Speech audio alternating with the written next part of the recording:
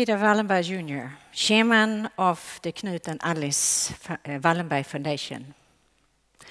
Executive Director, Professor Göran Sandberg.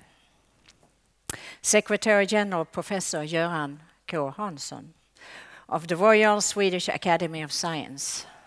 Organizers of this event, colleagues, friends. Welcome to Uppsala University. First of all, I would like to thank the Knut and Alice Wallenberg Foundation for choosing to celebrate your anniversary here together with us. The theme of today's symposium is Human Progress in the 21st Century, Bright and Dark Side of Democratization. I would like to start out with a few assertions from our present vantage point. We live in a country distinguished by democracy and gender equality that has been free from war for the past 200 years. We have had universal suffrage for nearly 200 years, and women and men have been studying here side by side at Uppsala University since the 19th century. Though we might describe our situation in these terms, many here in this room would undoubtedly raise some objections to this. They would point out that Sweden has had military presence in several conflicts in recent years, that the right to study did not mean that women and men had the same equal opportunities. The level of democracy is also debatable. We have thresholds for parliamentary representation, and like all models, the model of representative democracy we often use has its flaws.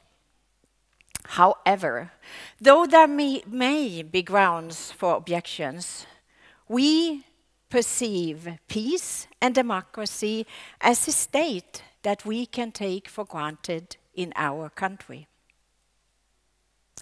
Then I would like to remind you about the words of Dag Hammarskjöld. The pursuit of peace and progress cannot end in a few years in either victory or defeat. The pursuit of peace and progress, with its trials and its errors, its successes and its setbacks, can never be relaxed and never abandoned. Peace is not something you once win and have it for all, and it just stays. Nor can democracy in a country be a law of nature or condition that can be taken for granted. Furthermore, democracy is not absolute. It exists on a scale with compromises, pragmatism, set against ideals. When a country leaves an undemocratic hierarchical structure or dictatorship for democratization, this often means serious internal conflicts and also a long period of adaptation. The progress often comes out of a protest movement that has to struggle against an overbearing power that slowly have been worn down. The risks of setbacks are legion, and countries that are going through such a process of this kind need support. These insights serves us as a common ground as we gather here today.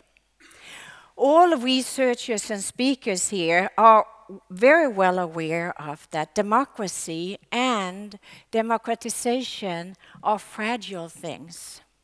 However, There are very few places in the world where so much knowledge about these issues are concentrated as here in Uppsala. Here, we have a world-leading Department of Peace and Conflict Research, and here we have political scientists and researchers from other fields and disciplines who can give us insights in what can go wrong, what works in particular situations, and what risks are present. Our researchers and their experience have a worldwide reputation. A great part of their activities would have been impossible without the Knut and Alice Wallenberg Foundation. This generous support, which also have given priority to basic research, has enriched research and knowledge for a whole century. Without the foundation, important voices who have contributed and continue to contribute to a better world for all of us would not been heard. For this and for many other contributions across our university, from humanities and social science to medicine and pharmacy and technology and science, I would like to express the university's and my own gratitude. I hope that our good relations will continue to grow for many years to come.